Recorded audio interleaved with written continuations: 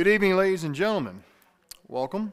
The date is July 18th, 2022. I call to order a meeting of Havre Grace Mayor and City Council. I will call the roll. Council President Ringsager. Here. Councilmember Martin. Absent. Councilmember Zinner. Here. Councilmember Boyer. Here. Councilmember Robertson. Here. Councilmember Shenegas. Here. Thank you. Could everybody please join for Pledge Allegiance and opening prayer. I pledge allegiance to the flag of the United States of America and to the republic for which it stands, one nation, under God, indivisible, with liberty and justice for all. If I could kindly ask everyone to remain standing for another few moments as I call forward Pastor Jacqueline Harris. To God be the glory ministries. Welcome and thank you so much for taking your time to be with us this evening. Thank you, sir. Thank you, council. Let us pray. Sweet hour of prayer.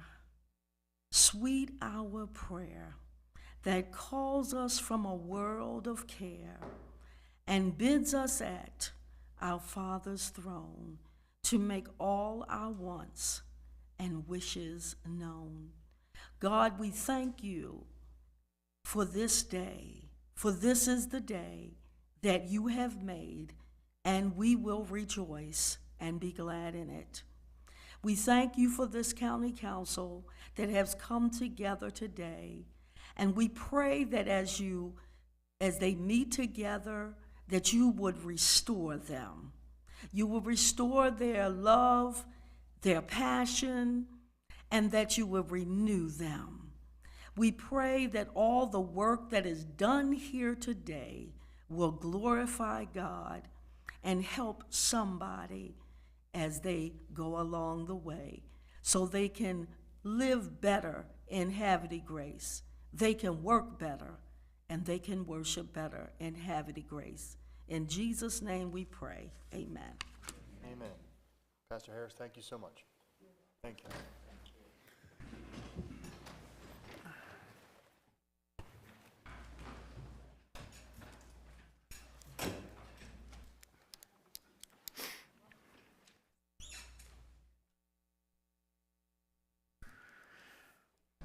We're going to move to item number 5, approval of the minutes. Item A, City Council meeting minutes of July the 5th, 2022. Council, have a motion to approve. Second. Motion by Councilmember Zinner, seconded by Councilmember Shenegas. Questions or comments on the minutes? All those in favor say aye. Aye. All opposed say nay. City Council meeting minutes of July the 5th, 2022 are approved 6-0 in affirmative. Item B, City Council closed session meeting minutes of July 5th, 2022. Item I, vote Director of Department of Public Works candidate, or vote to approve the Director of the Department of Public Works candidate. Motion to approve. So moved. Motion by the Council President, seconded by Councilmember Zinner. All those in favor say aye. Aye. All opposed say nay. Motion to approve Director of the Public Works contract is approved 6-0 in the affirmative. Item 6, comments from citizens. This is the part of this evening's agenda. If you are here to speak on an item that's on the agenda, this is the time to do so. Also, if you're here to speak on any other matter of city business, you can be recognized and speak as well. Sometimes we do pre-filled out forms that are outside or online. I don't have any at the moment, so what I'll do is I'll call on the audience at large. If you raise your hand and be recognized for a public comment, I'll call on you.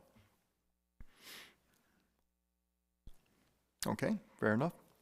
Any comments from the council? All right. We will move on to item 7, appointments. And we have 2 reappointments to the Historic Preservation Commission. And I'm going to hand that off to the council liaison for the motion. And that's going to be Councilmember Zinner. Thank you. I make a motion to reappoint Ellen Algroth and Jean Johnson to the Historic Preservation Commission. Second.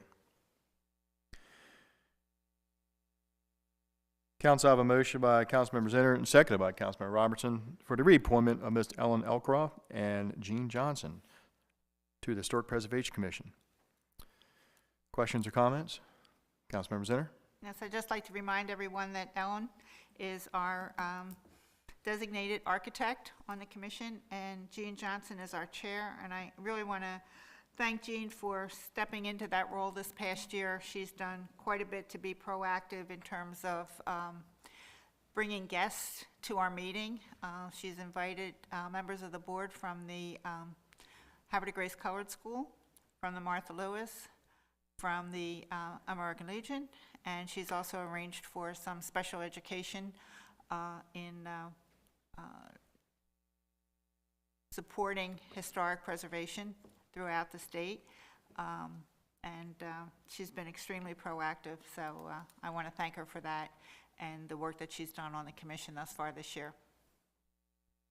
Thank you very much, Councilmember Zinner. Any other further questions or comments? Okay, Council, we have a motion by Councilmember Zinner, second by Councilmember Robertson. All those in favor say aye. Aye. All opposed say nay. Motion to approve the reappointment of Ms. Ellen Elcroft and Ms. Jean Johnson is approved, 6-0 in the affirmative. Item B, we have a reappointment for Street Traffic and Safety, and I will hand that off to the Council Liaison to the Street Traffic and Safety Commission. That's going to be Councilmember Boyer. Thank you, Mayor. I make a motion to reappoint to J.W. Walker to the Street and Traffic Advisory Board. Council, I have a motion by Councilmember Boyer, seconded by the Council President. This is for the reappointment, Mr. J.W. Walker to the Street Traffic and Safety Advisory Board. Any other questions or comments? Councilmember Boyer? Just real quick, I just want to say how wonderful it is to have JW as a part of this this board. He does a great job as our chairman, keeping everything in order, keeping all of the required documents put in and filed in a timely manner, and having him with us again is a great thing. I know it's probably, he's done it for so many years, he's probably looking sometime to look for something different, but he does a great job, and I ask all your approval. Thank you. Thank you very much, Councilmember Boyer. Any other questions or comments? I agree with the comments. Thank you very much. All those in favor say aye. Aye. All opposed say nay. Reappointment, Mr. J.W. Walker to the Street Traffic and Safety Advisory Board is approved, 6-0 in the affirmative. We're going to go to item 8, which is going to be an oath of office, and that is for our new Director of Public Works, Mr. E.J. Millisore. Join me out in the center here, please, sir. Council President. Good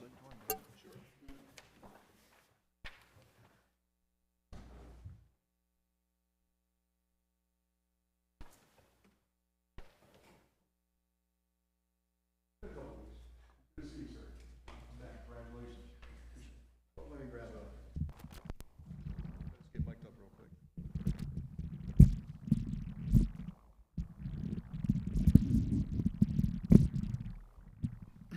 Okay, so ladies and gentlemen, I'd like to introduce you to Mr. E.J. Millisore, who is our new Director of Public Works for the City of Havre de Grace. He'll be replacing Mr. Tim Whitty, whose last day as the official full-time Department of Public Works Director was June 30th. Mr. Whitty has continued on service with the City of Havre de Grace as a part-time role as the city's official engineer, plan reviewer. But this is our new Director of Public Works. I want to congratulate you on the approval of your contract. I know you started last Monday on the 12th. But we wanted to get you rolling right away and getting to work. So before I have you take the oath of office, would you mind just introduce yourself to the citizens of Havre de Grace watching at home, and just a little bit about yourself and where you're from? Absolutely. E.J. Malizer, nice to meet everyone. I said your last name wrong, I'm sorry. Malizer. No problem. No problem. From Michigan, just want to echo the sentiments that I stated. It's an honor to serve alongside you, Mr. Mayor, Council President, council members. Big thank you to Tim Whitty and Joe Conaway, who have been a wealth of knowledge during the transition, and the DPW crew, who had an excellent storm response led by Roger Moyer. So I want to thank them. If they're watching, I appreciate the efforts. Thank you for this opportunity. Absolutely. Well, thank you, EJ. We're very happy to have you here at the City of Havre de Grace. And so last week, yeah, definitely baptism under fire, huh? We had a little bit of a windstorm come through the city, but I heard that you guys were on top of it, and everything came out good. So, well, thank you. Excellent. So what I'm going to have you do real quick is I'm going to have you raise your right hand, and I'm going to have you repeat the oath after me. I'm going to say the word I. When I say the word I, repeat the word I, but also say your name. I I, E.J. Malazer, do solemnly swear do solemnly swear that I will fulfill that I will fulfill the requirement of the office I'm about to assume, the requirements of the office I'm about to assume, that I will support the Constitution of the United States, that I will support the Constitution of the United States, that I will be faithful and bear true allegiance that I'll be faithful and bear true faith and allegiance to the state of Maryland to the state of Maryland and support the laws and support the laws and Constitution thereof, and Constitution thereof, that I will faithfully and impartially, that I will faithfully and impartially, without fear of favor or prejudice, without fear or favor and prejudice, discharge the duties discharge the duties as Director of Public Works, as Director of Public Works for the City of Havre de Grace, for the City of Havre de Grace, to the best of my ability. to the best of my ability. Thank you.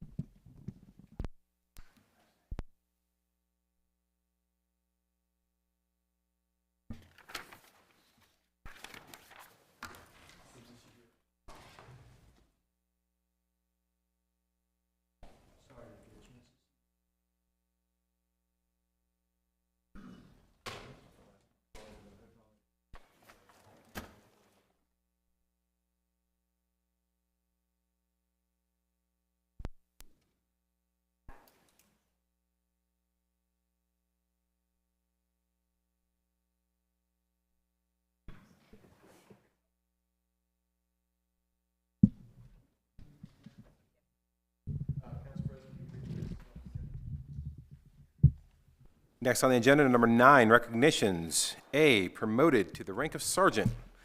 First up, Sergeant Jeffrey Coakwell.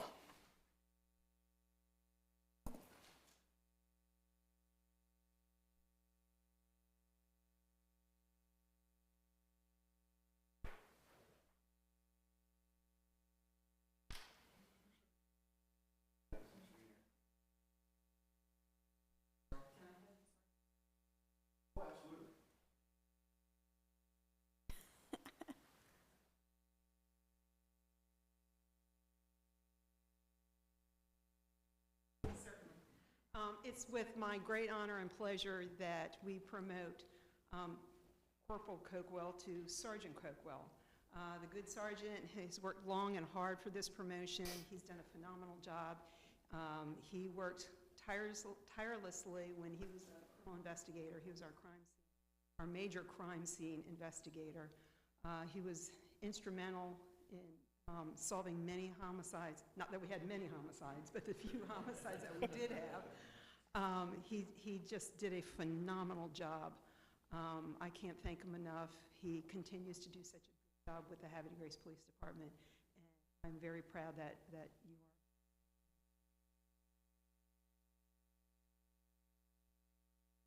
are. Sergeant, say a few words real quick. I just wanted to thank the city for the opportunity. Like I said, when I originally moved from Pennsylvania,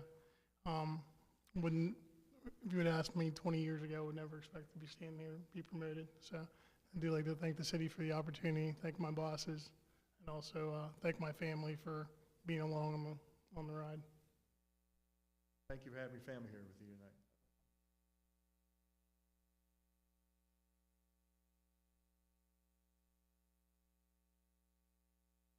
Let's raise your right hand. Let's take this sergeant oath real quick. Make it official, okay? I'm going to say the word I. When I say the word I, also say the word I, but also say your name. I, Jeffrey Coakwell, Swear that I will fulfill swear that I will fulfill the requirement of the office the requirement of the office I'm about to assume. I'm about to assume. That I will support the Constitution of the United States. I'll support the Constitution of the United States That I will be faithful and bear true allegiance and will bear faithful and true allegiance to the state of Maryland to the state of Maryland, and support the laws support the laws and Constitution thereof. and the Constitution thereof. That I will faithfully and impartially, I will faithfully and impartially, without fear of favor without fear or favor or prejudice, or prejudice, discharge the duties discharge the duties of Sergeant, of Sergeant, City of Havre de Grace, City of Havre de Grace, to the best of my ability. to the best of my ability. Thanks, sir.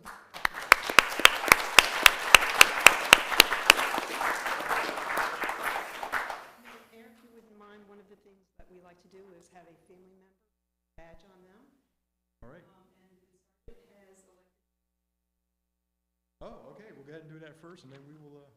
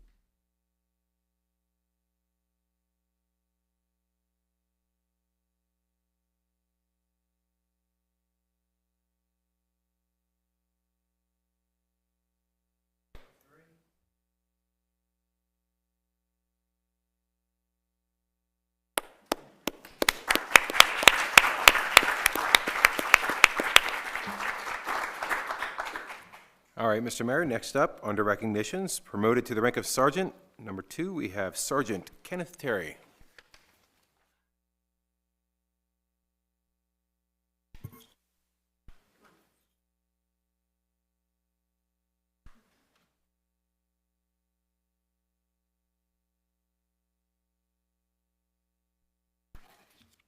The next gentleman is Sergeant Kenneth Terry. Sergeant Terry has done an excellent job for our organization. He's probably, since I've been here, one of the first school resource officers that we had. So he wasn't an original one, but he was probably one of the first school resource officers. He continues to do an amazing job.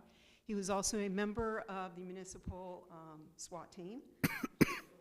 He has a lot of experience in community policing and community outreach, and he also was a member of the Street and Traffic Advisory Board. So I'm not sure that you're going to be on that now. so we'll have somebody to replace you. But he also worked very hard for this promotion, so I'm very proud of him as well. Sergeant, any words for the audience on your reflective time of the city of Havre, going all the way back to 21 Drum Street? Last time I was up here for a swearing-in was 1998, so it's been a long time since I've been back. Have worked a lot of different places in the department, and I appreciate it. The city's been very nice to me. We appreciate everything, Ken. You're one of our best, and we appreciate all you've done for our citizens. So I'd like to give you the oath of office, or the oath of the rank of sergeant real quick. So if I could kindly ask you to raise your right hand. I'm going to say the word I. When I say the word I, repeat the word I, but also follow it with your name. I Kenneth Terry, swear that I'll fulfill swear that I'll fulfill the requirements of the office the requirements of the office that I'm about to assume, that I'll support the Constitution of the United States, that I will be faithful and bear true allegiance to the state of Maryland, support the laws, Constitution thereof, that I will faithfully and impartially, without fear of favor or prejudice, discharge the duties as sergeant, City of Havre, Grace, best of my abilities. Congratulations.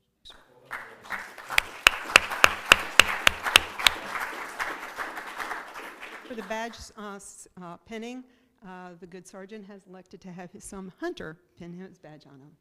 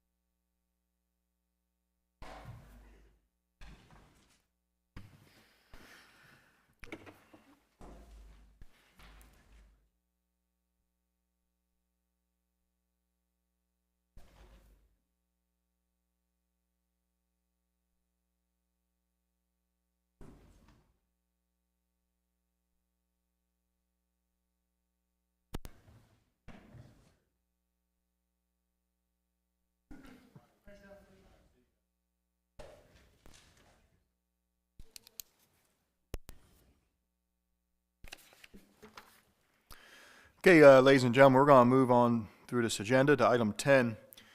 Item 10 is going to be proclamations. This evening, we have no proclamations. We're going to go to item 11, which is presentations. We do have a couple presentations this evening, and item A is going to be a presentation by the members of the Historic Preservation Commission, which is the Beautification Awards. Welcome, good to see you. Good to see you all again. Kathleen Lee, it's that time of year, beautification. We have 3 wonderful houses this year that won our approval, all in the historic, nationally recognized historic district of Havre de Grace. I'm hoping for some pictures. There we go. Nathaniel and Mary Gordon's house at 310 South Washington. It's not every day that you drive by a house and see a carousel horse. Every time I drive by this house, it makes me smile. Are the Gordons here? Guess not. Hey, they said they would come. Okay, well, anyway, they have a wonderful house. It's just gorgeous. It was built in 1893, and I love it. And we voted on it, and they're our first ones. Can I have the second picture? Okay, this is Michael and Bonnie. Come on up. Their house is 313 Fountain Street. And every time I walk by this house, because it's behind me, I just stop and look at all the plants. Michael's done such a wonderful job. He's got bromeliads, he's got orchids, he's got a fountain flowing in the front.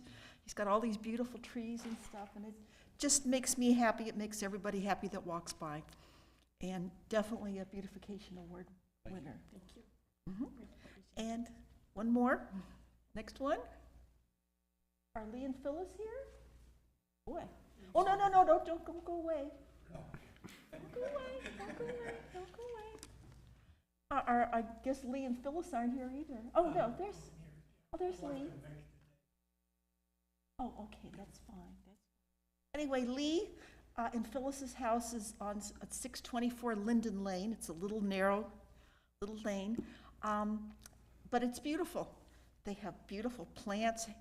Every summer they put hanging baskets out. They've got window boxes with stuff trailing from it. It's just another example of how beautiful some of our older historic homes can be. So I understand the mayor has something to present. I do. To our winners. And we have more people from the Historic Preservation Commission. Would they like to step up? Would you, Rocky?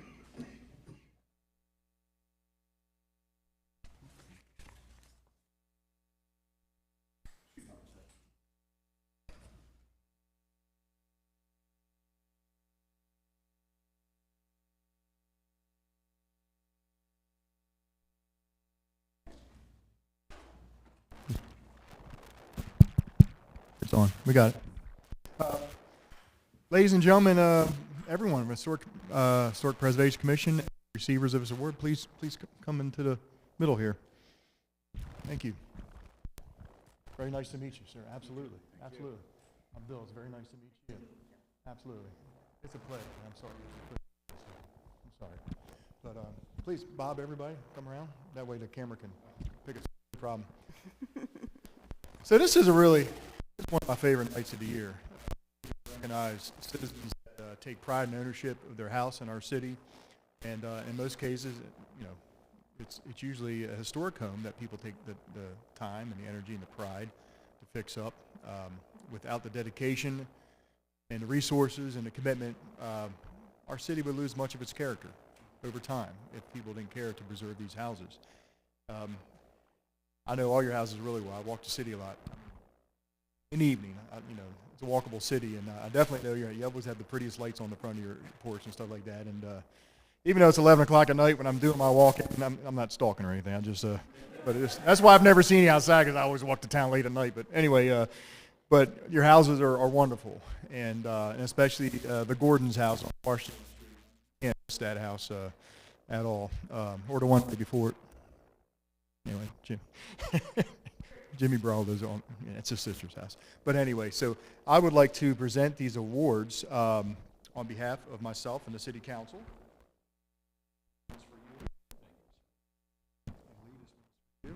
But I also have something else to give you too.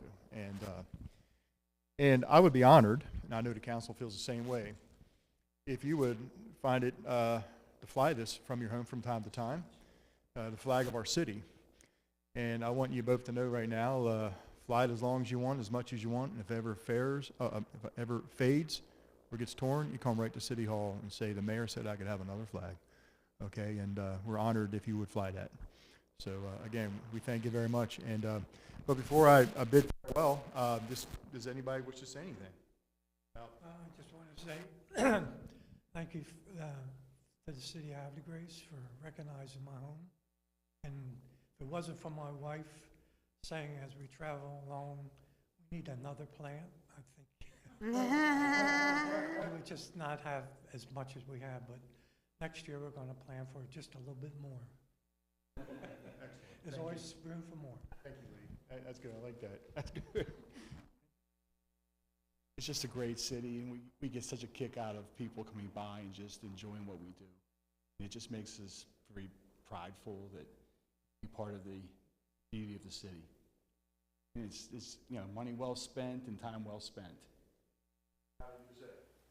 Thank you, sir. Again, both your homes really contribute to the overall city, and again, you are preserving our history, and for that we're grateful deeply. And members of the Historic Preservation Commission, they've been on the commission for a long time, all these folks, and I know they're all very. And can we get a picture, group photo?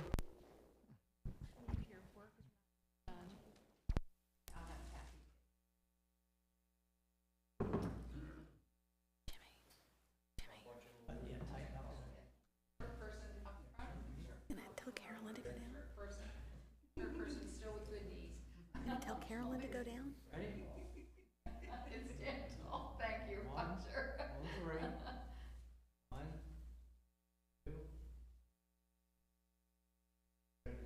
Thank you very much. Thank you so much for all your work.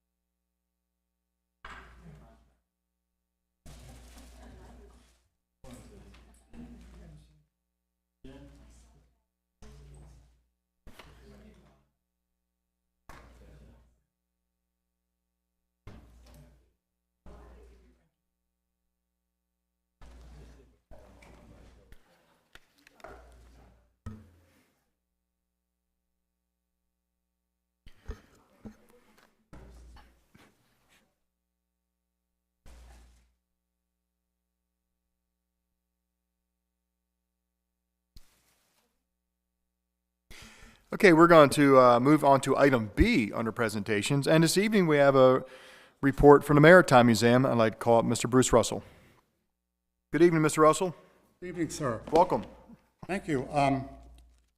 Thank you for inviting us, as well as the City Council and the department heads. I'm Bruce Russell. I'm president and volunteer of the Havre Maritime Museum. We decided we wanted to present a post-pandemic state of the museum. It was difficult to get through it, but I would like to shout out to the Havre Bank in particular, who helped us secure two special small business administration payroll protection program grants that were loans that were converted into grants. Without that, we would have had to tighten our belts a little bit more.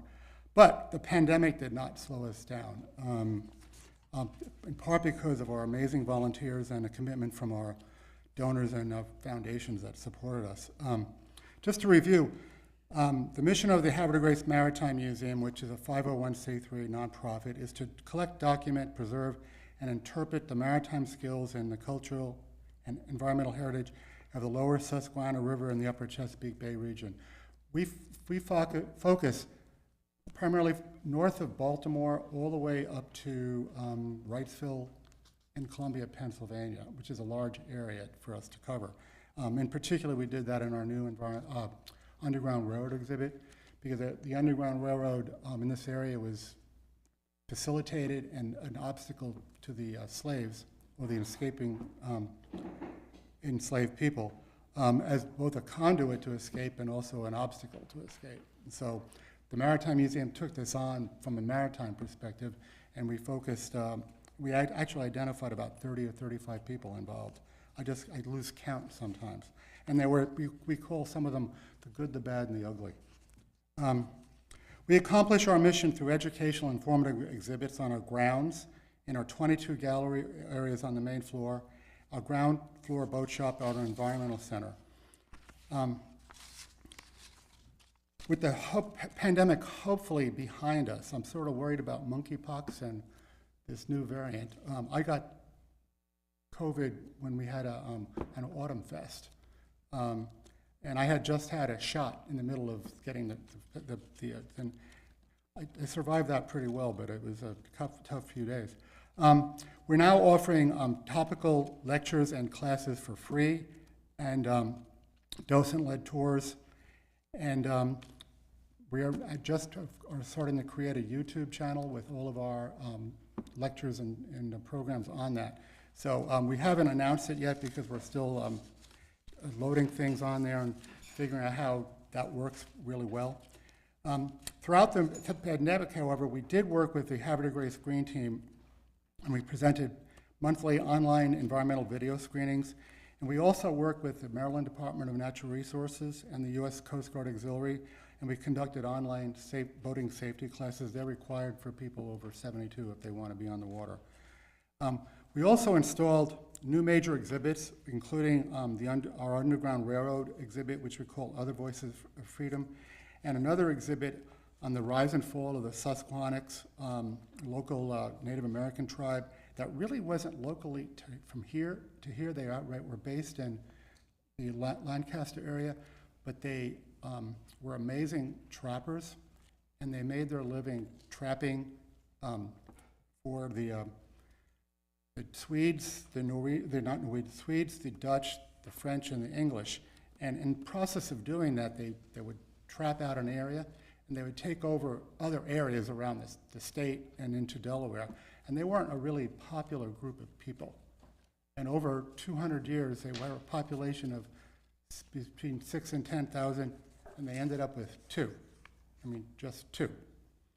Because they didn't maraud, although they did maraud other tribes because they wanted their territory, but they weren't popular. And we did that again from a maritime perspective because the way they got around is by canoe, dugout canoes and also birch bark canoes. I want to talk about staffing and volunteers. We have 3 full-time staff. We just hired them 3 recently because we had a major turnover during the pandemic. We are quite pleased with each of them and our team of volunteers who assist and guide them. We are primarily run by volunteers. We have 45 volunteers over the course of a year, and the core group of volunteers, which is a smaller group, run our boat shop. We conduct routine maintenance. We fundraise. We include grant writing and event management. And we conduct exhibit research and installation and visitor education. Just want to point out the Underground Railroad exhibit was completely installed and mostly researched by our volunteers.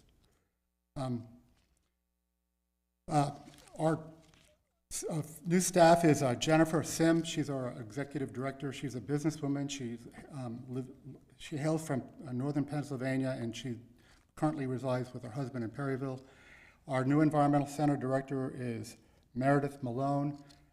She's an experienced educator, graduate of University of Vermont. She grew up in New Hampshire, and she hails from, she just came to us from Minnesota.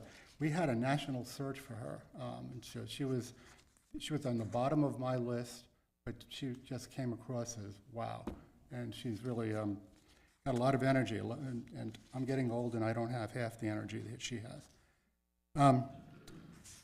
The next thing I want to talk about, our success is with the collaborations we make and with our partners, and if without them, we would not do as well as we are doing because they help us grow and succeed because we tap a lot of their expertise, and we tap their partnerships. We collaborate with the Chesapeake Bay Maritime Museum, which is in St. Mary's, the Zimmerman Museum, which up in the Pennsylvania area, and we work quite a bit with the Independent Seaport Museum in Philadelphia. We've got a large Philadelphia base of volunteers. Philadelphia Sculptors is a regional group of artists. They assist us incorporating art into our programs as an educational amplifier. We embrace STEM, science, technology, engineering, art, and math. And without that, without the art component, we lose a lot of people. With the art component, we gain a lot of people, particularly on our Underground Railroad exhibit. We commissioned several artists to do some amazing artwork in there. I know Cassie and you've seen that. It's really terrific artwork. We are working with the Alliance for the Chesapeake Bay because we're starting a new water quality program. We're going to do water quality monitoring too with the Environmental Protection Area calls Tier 2 monitoring. We'll be looking at water quality issues in terms of temperature, salinity, water clarity, and total nitrogen and total phosphorus. And those are the two indicators of a healthy ecosystem. We work with the Maryland Department of Resources as well as boating safety classes, but we also manage a program to monitor the submerged aquatic vegetation in this area. It's got the largest concentration on the entire of submerged aquatic vegetation on the entire bay. We've got also the highest species diversity right behind us. On the bay, it's got 13 different species of submerged aquatic vegetation.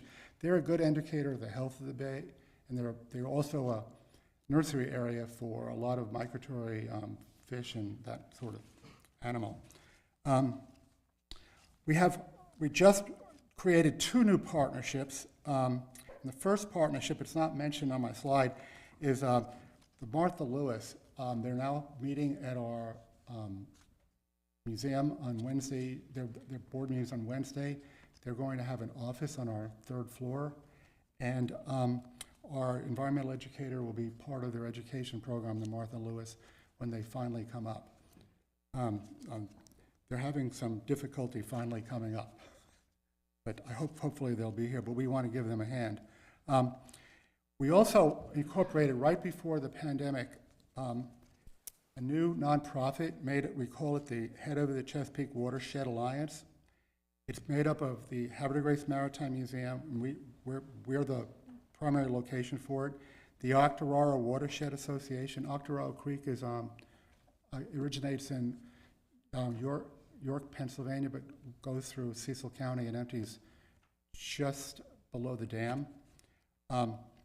The Northeast and Elk River Watershed Association, Deer Creek Watershed Association, and a group called Legacy Land and Water Partners, and they're Pennsylvania-based, and they focus in on getting people of color out into the environment with hunting, fishing, and environmental education.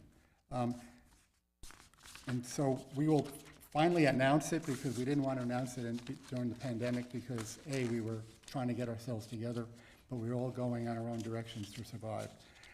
The last slide is I just thought I'd give you a brief overview of our budget, income and expenses. Our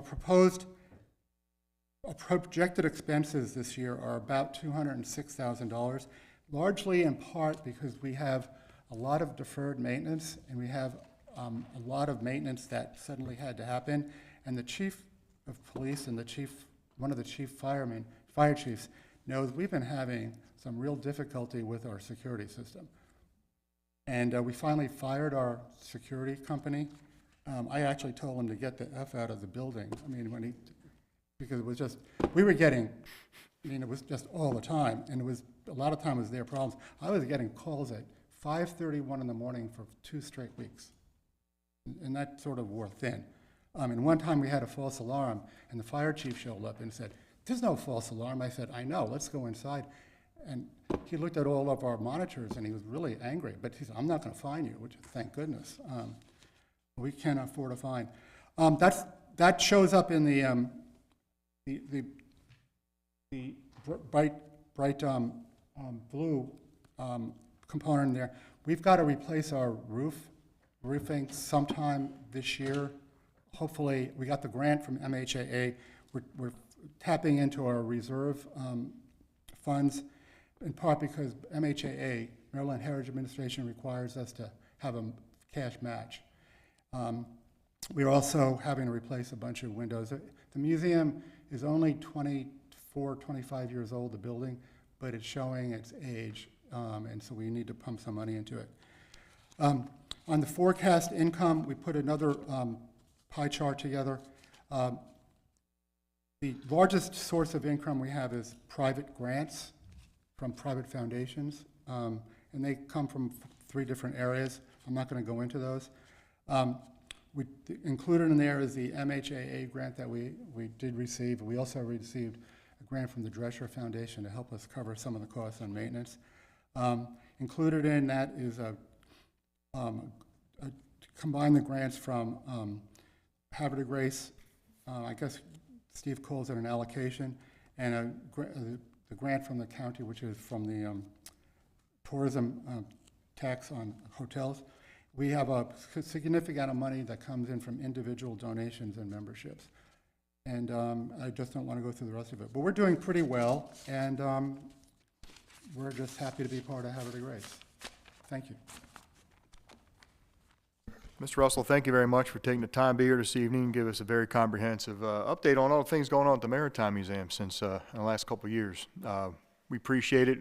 We know that you all have had your struggles like every other nonprofit in the city, but you seem to be faring well under some good leadership and some good board members.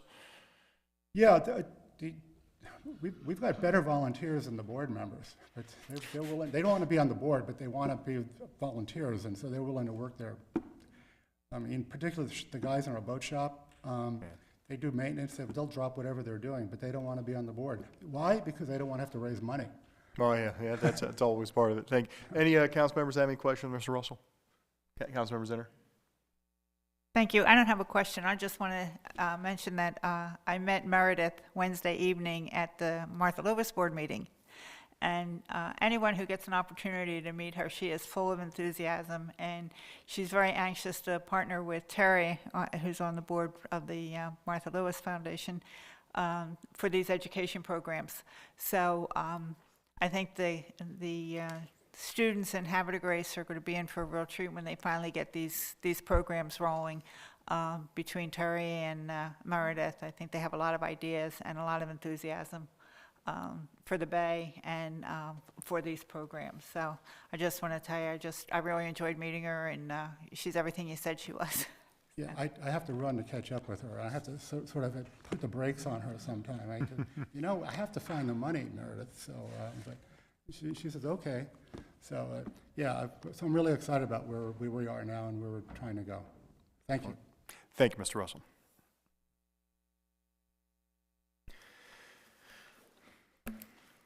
Okay, we're going to move on to item 12 on this evening's agenda. Will be resolutions. This evening we have no resolutions. Item 13, ordinances. We have 2 ordinances for tonight's reading. We have a second reading and a first reading. So we're going to start off with item A. It's going to be ordinance 1079 concerning the repealing Chapter 25. It's going to be second reading, and this one is in the wheelhouse of the council president. Mr. Mayor, Council, I make a motion to introduce ordinance number 1079 concerning repealing Chapter 25, Article 13, Employee Benefits and Compensation Commission, for second reading and adoption. Second. Council, I have a motion by the council president, seconded by Councilmember Robertson. This is a motion to introduce ordinance 1079 on second reading. Questions or comments on the introduction? All those in favor say aye. Aye. All opposed say nay. Motion to introduce ordinance 1079 on second reading carries 6-0 in the affirmative. Madam Secretary, can you please read the header of this ordinance? Yes. An ordinance by the Mayor and City Council of Havre de Grace, Maryland, adopted pursuant to the authority of Article 11-E of the Maryland Constitution, the local government article of the Annotated Code of Maryland, and Sections 33 and 34 of the Havre de Grace City Charter to repeal Ordinance Number 992, and therefore repealing Article 13 of the City Code 25, Boards, Committees, and Commissions. Thank you very much, Madam Secretary. Council, to have a motion to adopt Ordinance 1079 on second reading. Second. Motion by Councilmember Zinner and second by Councilmember Robertson. Questions or comments on 1079 on second reading before the roll call? Council President. As discussed in previous meetings, the Wage and Benefits Commission, also known as the Employee Benefits and Compensation Commission, has outlived its usefulness. And in the future, if we need to reconvene, we'll have to pass another ordinance to recreate it, but there's no need for it at this time. Thank you very much, Council President. Any other further questions or comments? Okay, Council, without any further questions or comments, I'll be calling the roll on Ordinance 1079 on second reading. Councilmember Robertson. Aye. Councilmember Boyer. Aye. Councilmember Shenagus. Yes. Councilmember Zinner. Yes. Council President. Yes.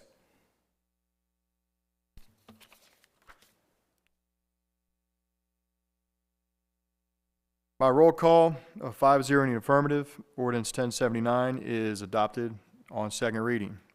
I need to correct myself on the motion to introduce on second reading. I said 6-0. Roll call, it's 5-0. Sorry about that. Let the record replace that the introduction was 5-0 and the roll call vote was 5-0. Thank you.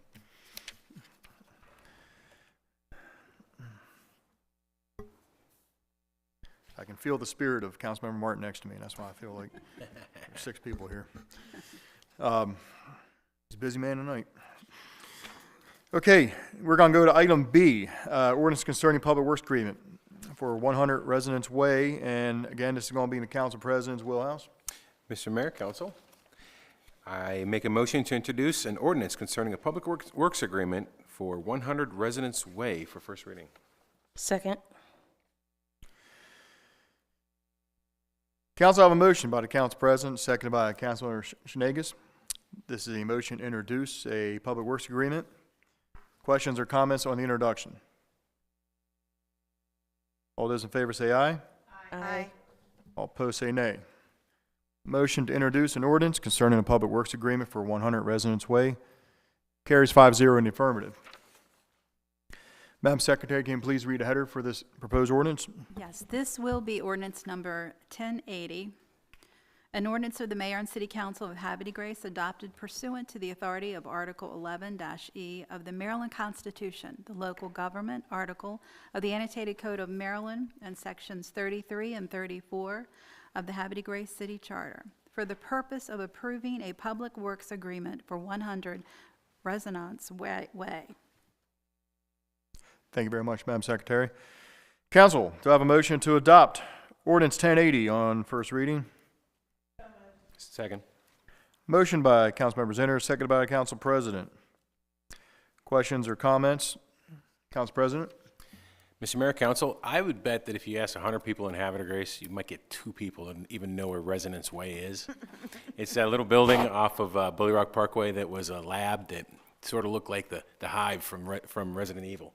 That's what I always called it. Nobody knew what it was, kind of thing, and they did some lab stuff there. But they're gone, and a doctor's office is moving in there. So they don't have public services for water and sewer. And what this is a public works agreement for us to provide them, namely just sewer, right? Just sewer. And it includes some agreements about once improvements are made along Bully Rock Parkway, stipulations of what needs to be changed, what needs to be done. And it just allows us to provide water and sewer to that building for that business. Thank you very much, Council President, for the background on this ordinance. Any other questions or comments? Council roll call on 1080. Councilmember Zinner? Yes. Councilmember Shenagus? Yes. Council President? Yes. Councilmember Robertson? Aye. Councilmember Boyer? Aye. By roll call vote of 5-0 in the affirmative, Ordinance 1080 concerning the Public Works Agreement for 100 Residence Way is adopted by council. Council President, how would a public hearing on August 1st? August 1st. Wait a minute, not August 1st. Next Monday, sorry. Next Monday, 25th. Oh, that's right, okay. All right. Okay. Public hearing right here, Monday, July 25th, 6 o'clock? All right.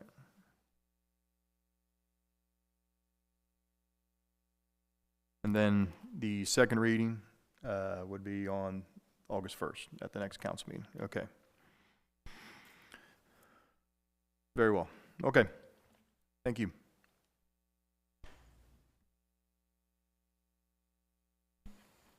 We're going to go to item 14, old business. This evening there is no old business. Item 15, new business. We have a special event up for a vote, and Neighbors Night Out. And I'm going to hand that off to Mr. Gambatori.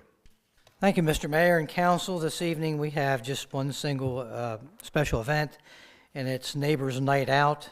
This will be held on August the 2nd. The location will be the 600 block of Ontario Street. Some years ago, the group, part of OPEC, had a similar event to celebrate the National Night Out, different venues throughout the city. The setup will be at 5 p.m. It'll break down at 9. The event is from 6 p.m. to 8 p.m. Council, you'll find the map in your packet, as well as the call sheet, only of some minor DPW costs. I do want to make a comment on the map. We have to shut down the entire street. So if you, the people that we were dealing with in that area, they were just going to wanted half the street, half of Ontario, the 600 block of Ontario. We have to shut it down from Stokes up to Adams, so cars don't dead end into and then have to make a U-turn. So, but they're fine with that. Mr. Malin, who owns the large tract of land on the corner of Stokes and Ontario, has opened that up for the event as well. Thank you, Mayor. Thank you very much, Mr. Gambatori. Council, I have approval for Neighbors Night Out for August 2nd. So moved. Motion by Second. Council President, seconded by Councilman Robertson. Questions or comments on the event? All those in favor say aye. Aye. All opposed say nay. Motion to approve Neighbors Night Out for August 2nd, 2022 from 6 to 8 on Ontario Street, North Stokes Street is approved by council, 5-0 in the affirmative. Thank you very much. We're going to go to item 16, which is Director's Reports, and we're going to start off with the Director of Administration. Good evening. Thank you again, Mayor. Just a few items. First, I'd like to welcome EJ to the City Hall team. We're very much looking forward to what you bring to the table and your expertise, and we're really looking forward to moving forward with the department with your guidance. So anything I can do, just as you know, we've had a number of discussions that we're here to help you be successful. So again, welcome. Just want to remind everybody, tomorrow is Election Day. We have the former gymnasium is going to be our polling place for the one of the polling places for the city. Excuse me. A lot of the communications that came out of Harford County Board of Elections were flawed in the sense of they were naming the Havre Grace High School as the polling place for this year's election. And it is the former Havre Grace High School at Congress Avenue, not at the one over on Lewis Lane. So just as a matter of point for that. And that's all I have this evening. It's the place with all the signs tomorrow. Are you sure that it's not at both locations? Yes, so there is if you're registered to go to the middle school, you'll go to the old, or to the new Havre Grace High School, middle school. If you're registered to go to the high school, you'll come to the 700 block of Congress Avenue. Yep. All right, thank you, Mr. Gamatoria. Next up, we have Mr. Tim Bercea from the Director of Planning. Mayor, wherever he went, council, members of the community. We're still working on our open permits project. We've sent out a few letters for some of the really old permits that we're trying to close, and we've had a pretty positive response, even in situations where there's new people living in some of those houses where the permits were taken out before. I got to give a lot of credit to my staff, who's sort of the face of the department and meets with concerned citizens about all kinds of issues when they come in. They've done a really good job of explaining everything to concerned residents when they receive their letters in the mail, and we're working through those things, and we're going to continue pushing forward on that project. We're getting a lot of calls about cleanup after the storm, trees in people's yards, that sort of thing. The community should feel free to continue calling us, emailing us, asking those questions of what to do when a neighbor's tree falls on their property, and how to handle those situations, and we're helping the community work through those issues. We're continuing working on making a lot of the procedures to start making a lot of the procedures we have in our department available online. So we're going to pilot that program with our with the food truck application. We've worked with our vendor at Edmunds, who deals with a lot of our software now, and it looks like the city has all the components necessary to be able to do that. So it shouldn't be any extra cost to the city, just being able to take what we're using now and modernizing the procedures that we have available. We have some meetings coming up on Thursday, the 21st. Harford County Historic Preservation folks will be coming in and discussing the new items that they've done with their historic district, and they're doing that with our Historic District Commission. We have a workshop on July 25th concerning short-term rentals. I'm also working with Councilmember Zenner and Councilmember Boyer on putting some legislation together to handle that issue that we currently have a moratorium on. On July 28th at 6:30, we have a Board of Appeals meeting, and another one on August 18th that's tentatively scheduled. And that is it for the Planning Department. Mr. Bercea, thank you so much. Next, we have Ms. Bridget Johnson, Director of Economic Development and Tourism. Good evening, Council President, Council, citizens at home. A couple of quick updates. One, this is for the business community. I hope they are watching tonight. The Project Restore funding, which is through the Maryland Department of Housing and Community Development. The grant opportunity in the window has opened to apply for this grant. It opened on July 7th. It ends September 18th, so that gives everyone a little bit of time to apply that qualifies for this type of grant. The funding is to assist businesses with the costs of rent and mortgages. The twist to it is that it's also to attract businesses to vacant properties. So the property has to be vacant for at least 6 months for businesses to apply. Over the last year, we have had several businesses take advantage of this opportunity. It's been very helpful. It helped them open during the pandemic and to stay open.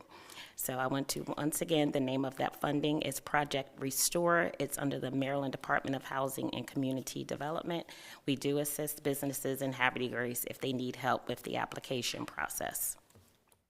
We also submitted our letter of request to the Department of Housing and Community Development today to expand the Havre Grace Main Street District from the foot of Congress to Girard Street. So we will be picking up the commercial areas from the foot of Congress, which is the Get Fit building, to Bomb Boys.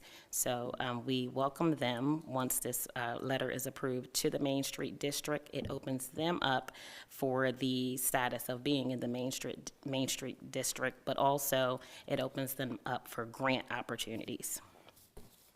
We have additional funding in our facade and tenant fit-out program. Probably at this moment about $40,000. Businesses can apply at a rate of $10,000 apiece This is two different programs. One is for facade, of course, the outside of the building, tenant fit out for the inside. So we welcome any businesses in our Main Street district. You must be in the Main Street district to qualify to take advantage of that program as well. Tomorrow, we'll be making a decision on the candidate for the digital content manager, storyteller, writer position. I've mentioned this several times. We have some really great candidates and agencies, businesses apply for this RFP.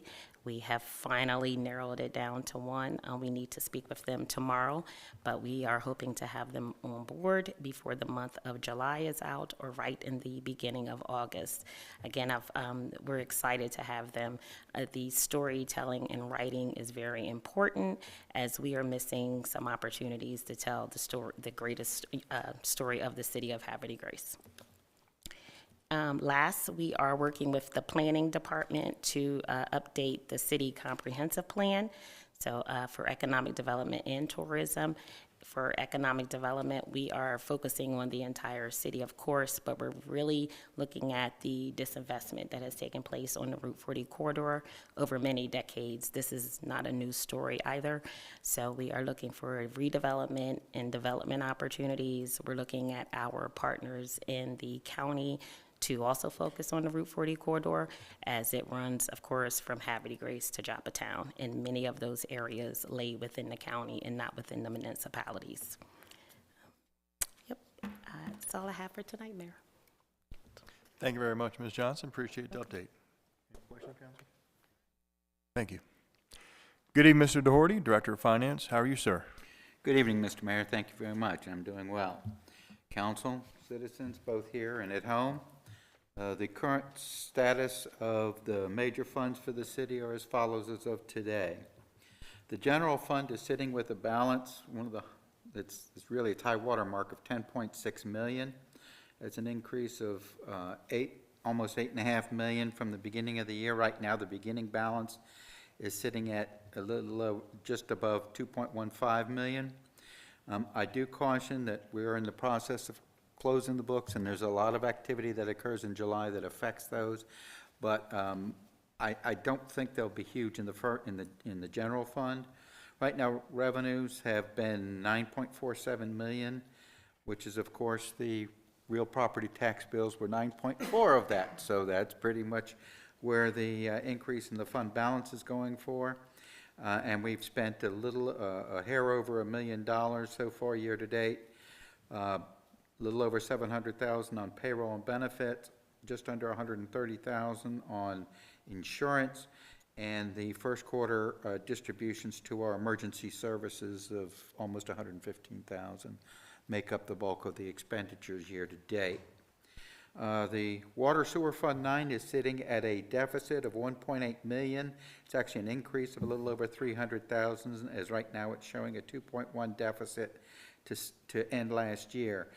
That I know will change greatly because there are two major elements: the accrual of the production of water in the last quarter to revenue, which last year was about almost $2.15 million, and we also have the reimbursement of all the ARPA-funded projects that were in the works that right now are estimated to be over $800,000. So you put those two together, we've pretty much wiped out the fund deficit at the beginning of the year. I don't have the exact numbers for those yet, but I'm confident that the Fund 9 will be at, or if not a little above break even, but before we're done with the closing process. We have, in the Water Sewer Fund, we've got revenues so far this year of just under $600,000, which is primarily the July water sewer service billing, which was a little over $550,000, so that's the bulk of it.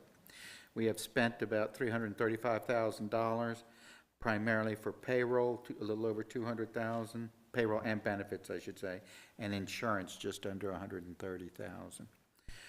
And we've also in our July billing was the infrastructure replacement fees of a little over $50,000. So that's what's driving the $309,000 increase so far year to date. The Marina Fund is sitting at a fund balance of a little over $1 million, which is a $20,000 decrease year-to-date. It's sitting at a little over $1 million for the beginning of the year. Again, I caution those should swing, and I think that one might swing down a bit before we're said and done. Revenue so far have been $29,000 for the year, of which just under 25 is fuel sales, so they're clearly dominating the revenue portion. And the expenses, we've spent a little over $50,000 year-to-date. The biggest is the insurance of $20,000. We've done another $20,000 of fuel purchases, and payroll and benefits added another $11,000 year-to-date. And that's the major activities in the current status of the three major funds. I will now happily take any questions. Thank you, Mr. Doherty. Any questions from the council? Thank you again for the update. We appreciate it, Mr. Doherty. Thank you, Mr. Mayor. Good evening, Mr. Melizer, Director of Public Works. Good evening, Mayor, Council President, council members. I just want to thank you again for this opportunity to serve alongside you. To begin, I expect many of you may have questions that I cannot answer yet. However, I will follow up with you as required. There's certainly a lot going on with DPW, and I want to share an update of a few high-interest items. First, to begin, Bully Rock Tower. Interior repairs have been completed on the tower. The next phase will be working on the exterior portion of the tower. The expected date of completion is late August. Regarding the Star Center, there's approximately 2 weeks left to complete the Star Center's new roof. Pickleball courts. A contract has been awarded for 3 new outdoor pickleball courts near the community center.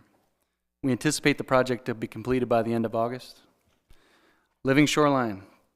The Living Shoreline is nearing the end of the initial phase, which is from Tidewater Grill to Gene Roberts Park. We're waiting for the soil to settle before heavy planting is underway. The next part of the Living Shoreline is to be done in the area from Gene Roberts Park north up to the Havre de Grace Marina. Before we start this section, we're working with DNR to improve the boat ramp before awarding the construction contract. We don't anticipate any problems, with DNR approval, as the Army Corps of Engineers has already issued their permits for this work. After receiving DNR approval and awarding a contract for the boat ramp construction, we will proceed with creating the Living Shoreline in that area to the north. Many of you have noticed wild animals, specifically geese, that love our new Living Shoreline. As the geese population grows along the shoreline and our citizens come to enjoy the Living Shoreline, we need to be aware of City Ordinance number 867 that states, "It is unlawful to feed any waterfowl or wildlife in any park, lands, or waterways publicly owned, leased, or operated by and within the city." The ordinance also specifies the penalties for these violations. And lastly, DPW Storm Recovery. I just want to again echo the sentiments earlier mentioned to recognize Roger Moyer and his leadership during the storm recovery and after the storm recovery. The team he led did an amazing job in such a short period of time. The team collected and disposed of over 22 dump truck loads of storm debris, and the city removed 22 fallen trees. And you probably noticed our street sweeper, Donna Schneider, working overtime and doing an excellent job. Again, thank you for this opportunity, and I'll be available should you have any questions. Thank you. Well done, sir. Thank you very much. Council, any questions? Excellent. Thank you. Thank you. Yeah, welcome to Havre. Get used to the natural disasters. They happen often here.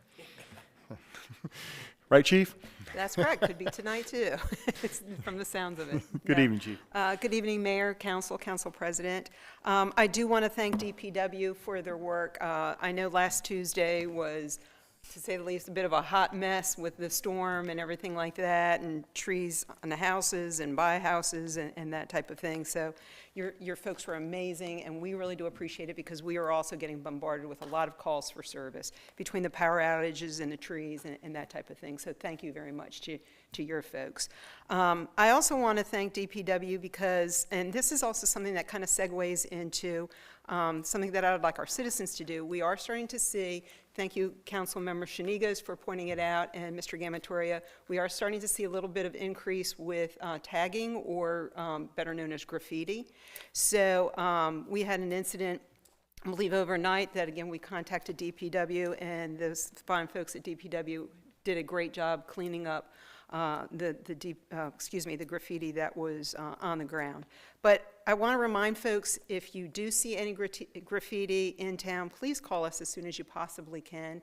That way we can come out, take a report, photograph it. We want to document it, so if we do start to see a pattern, we can try to address it as quickly as we possibly can. You can remain anonymous. Again, call the police department, 410-939-2121. But if you also are the victim of a tagging, please also contact us so we can once again do an investigation on it. Hopefully we can find the people that have damaged your property, and then we will start taking our steps for prosecution and hopefully restitution for you. So that's very, very important. The other thing that's very important, and that's what DPW was helping us out with today, once we find the graffiti, we ask that, especially if it's on private property, try to get rid of it as soon as possible, try to clean that up. I can't stress that enough, to go ahead and take care of that as soon as possible. I also want to thank the mayor for swearing in the two sergeants. They've worked very hard in their careers. They're two very, very good police officers. I know that they will do an excellent job at having their own command, which is really good. We do need them. I also want to thank the American Legion.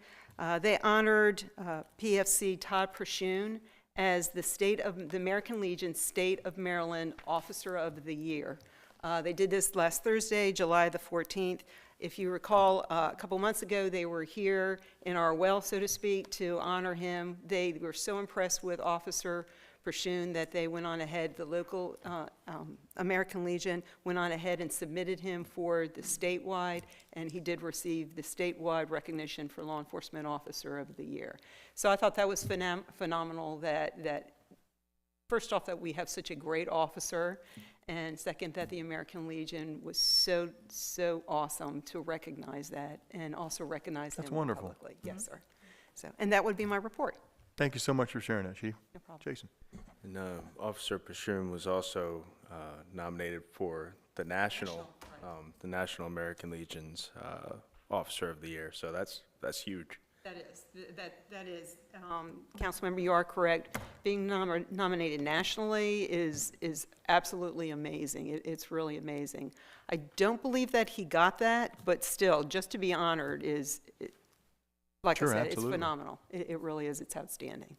We got a good crew there, Chief. Thank you. Oh, yes, and I do appreciate the American Legion. They're an amazing organization. Absolutely. Very fortunate. Thank you. Thank you, Councilmember Robertson. We're going to go to item 17, stuff going on in the mayor's office. So I just want to reiterate, last Tuesday, I believe, there was big winds hit our city, big storm. It's not unusual for the city of Havre to Grace. To the degree in which it hit us, I'd call it, every couple of years we get something like that. A lot of trees went down, a lot of debris on the streets. And again, I just want to thank Department of Public Works, our finest and newest director, Mr. E.J. Malizer. Thank you very much for your second day on the job, right? So, but again, like the crews led by Roger Moore and everybody, I know they're used to the drill. And so I've had nothing but positive things come from citizens about the reaction to the Department of Public Works, as well as the police department. And of course, as well as the first responders, Havre Grace Ambulance and Fire Department, there were a litany of calls from down trees and down wires and things like that. So you never know. I mean, you get the phone call from Mr. Rick Ayers, and we get it, and 49 out of 50 times it's not much, but then that one time, run for cover. So. But that's the break of it sometimes. But we're ready to handle it, and thankfully nobody got seriously injured, and that's what really matters. Wind can be very dangerous. We did lose, however, the tent down at Hutchins Park. It was very interesting destruction. You would think a tent would blow away out into the bay, but the tent was just laying there as if someone spread it out on the ground perfectly square. It was almost like it was crushed.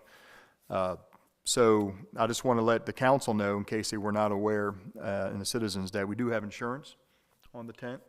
And we have a $5,000 deductible, but, you know, for the most part, most of the tent should be replaced. The irony is we approved this year's budget with money in the budget for a new tent. So I will actually ask some of our committees, the admin committee, public safety committee, maybe Parks and Harbor, if they have, you know, we have an opportunity here maybe to put something a little more permanent down Hutchins Park, or we can keep a tent. That's a discussion council can have, but I'm just letting everybody know that that tent was insured. And so we'll be putting something back up as soon as we can. Also, the governor was in town on Friday, the 8th of July. He popped by to recognize Gall's Bakery, Joseph's Department Store, Le Petit Bessus, rode the Tide trolley around, visited Living Shoreline, and had a grand old time here in the city by the bay. And we always appreciate when the governor takes his time to come up to the city of Havre and Grace. So I mentioned all these things, the storm and the governor visit, because I wasn't here for any of it. So I took a very, very, very, very rare 1-week vacation that hasn't happened in many years. And the 1 week I'm gone, the governor visit. We didn't even know the governor was visiting until the day I rolled out of town. We got a call a day before he came, and so I missed the governor and I missed the wrath of God all in 1 week. But like I say, we got a good crew of people. We got great employees here in the city, and I know the council kept an eye on everything. I was receiving a lot of text messages from council members. I want to thank Council President Ringstocker for filling in for me as acting mayor while I was gone. And so thank you very much. The town was in one piece, and that teaches me a lesson, never go on vacation again. So, but one thing I always like to talk about, just because it's still a topic of conversation, and we love it still because it's so fun, is the trolley. The Havre de Grace Trolley, also known as the Tide, has had a total of 25 days of service since the middle of May. It usually just operates on Friday, Saturday, and Sunday, for a total of 350 hours of operation. And in those 350 hours of operation, it has carried almost 6,000 passengers and has driven over 3,000 miles. That's enough to drive from the East Coast to the West Coast, depending if you take I-70 or, never mind, I'm kidding. But anyway, the trolley seems to be enjoyed by everybody. And so, like I say, it's a great time to visit Havre de Grace, hop on the trolley, see everything there is to see about the town, see some of the wonderful houses that have been restored by great citizens, and they win awards for them, and visit a restaurant, go have some ice cream, go into some shops, and treat yourself to some cool things in Havre de Grace. It's a great time to be here. So with that said, I appreciate everything council's been doing in the last couple of weeks. I appreciate my staff. And we're going to move on to comments from the council. Councilmember Schneegis, good evening. Good evening, Mayor, Council, Directors, audience, and those at home. Thank you to everyone in responding quickly to the safety needs of our citizens following the storm. When touring about the city, I had the opportunity to visit the Havre de Grace Youth Sailing Program. I was really impressed. I knew about the tent, and I was curious, so I went down there. And I was impressed with their resiliency to keep the program going even after the storm. And I want to say thank you to the citizens that reached out and helped the youth sailors and their leaders continue the program. I'd like to say, remember, it's nearing July, and you have an opportunity to make your way to the Concerts in the Park at Tiding Park. This Friday, the 22nd at 7:30 p.m., you'll be able to see Out of Time, a classic rock British invasion band. And it's free to the public. Bring chairs, bring a blanket, bring some snacks, and enjoy your time in Havre de Grace. Also, this coming July 24th from 4 to 7 p.m. Come out to Sunday Fun Day up at the Ambulance Corps to enjoy the food truck vendors, and they also will have live entertainment. And you'll be able to enjoy winding down your weekend as you relax in the cool atmosphere underneath their giant gazebo. And I want to wish everyone that's running in the primary election tomorrow their best. I appreciate everybody putting their foot forward in representing our county and our state, and I hope everyone does very well and that it's a good day for everyone. Great turnout. And lastly, welcome to the team, E.J. Malazor. Thank you. Back to you, Mayor. Thank you very much, Councilor Shanegas. Good evening, Councilmember Boyer. Thank you, Mayor. So across the street from me was one of the houses that got hit by a tree, literally on the house, and it was a pretty harrowing day. I absolutely want to thank DPW. The response that they came the next morning to take care of the tree, it was absolutely amazing to watch Clayton's Tree Service lift this enormous tree up and over a tension line and then nice and neatly lay it down in order to chop it up. It was absolutely the most amazing thing. It is really sad to know that we lost 22 trees.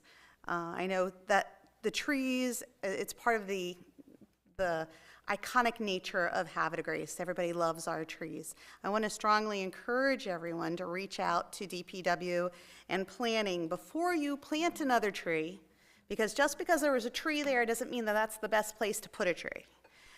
We have done a really good job, I would say, in the past couple of years with Beehive to identify where our water and sewer lines are. So before you consider planting a tree, please reach out to DPW and planning to make sure that it is away from the lines, the water lines and the gas lines, but also to make sure that you're planting the right size tree in the right place, looking at the power lines and other things that are above it. I would hope this year that we're going to have a pretty robust tree planting to make up for some of our lost tree canopy. The DPW people were amazing, and the other part that was really amazing to watch was how they all worked seamlessly together. At one point along my street, the street cleaner got stuck under a tree, and it was like all of a sudden everybody descended upon to help release the street cleaner from the tree. It was very interesting to watch that too, and how the camaraderie between everyone.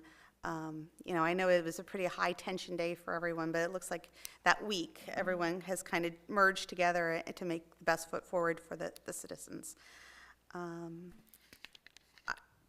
this is like a tree theme for everything I have to say. I also have great news. The day after the said storm, Havre Grace was awarded our level 1 arboretum status for our tree walk.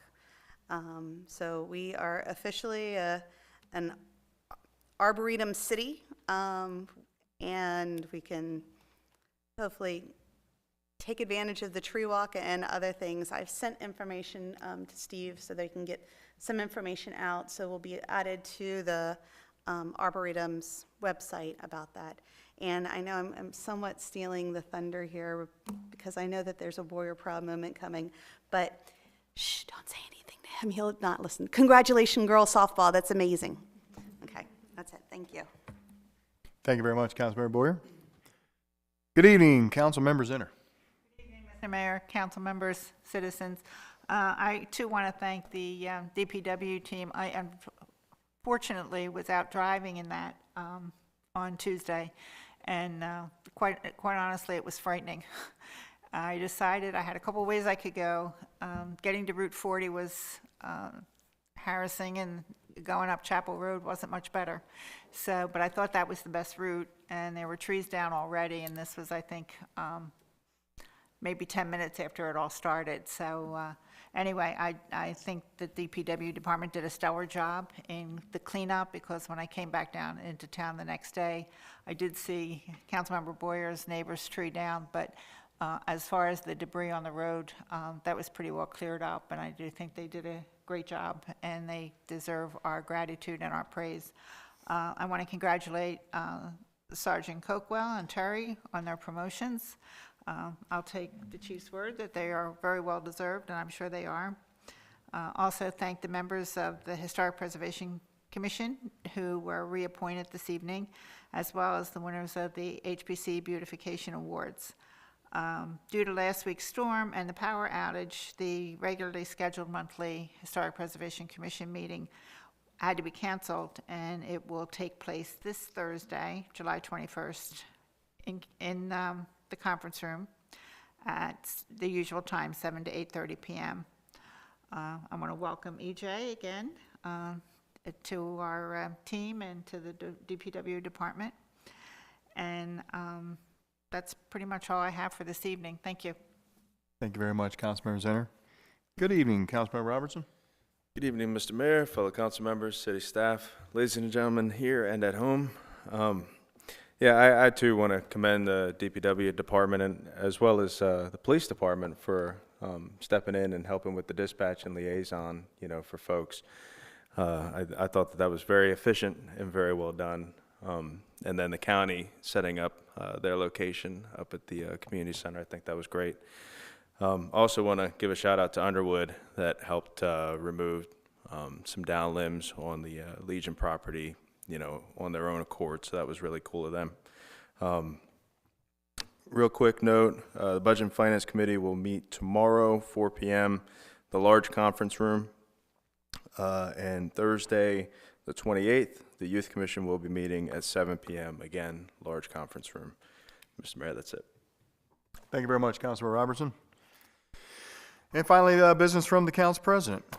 Mr. Mayor, Council, everybody out there in the audience and at home, I would like to start by congratulating Officer Pashun. He's a great guy. He's been a good friend and a hell of a police officer, and we're proud to have him. So, and also congratulations to the other sergeants who were just promoted this evening.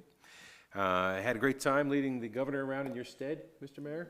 We rode the trolley and had a good time and walked up and down Union Avenue, got to show him the shoreline. It was pretty cool. And we actually ducked into a few businesses, that weren't on the schedule because they saw the governor walking by. So it was pretty cool.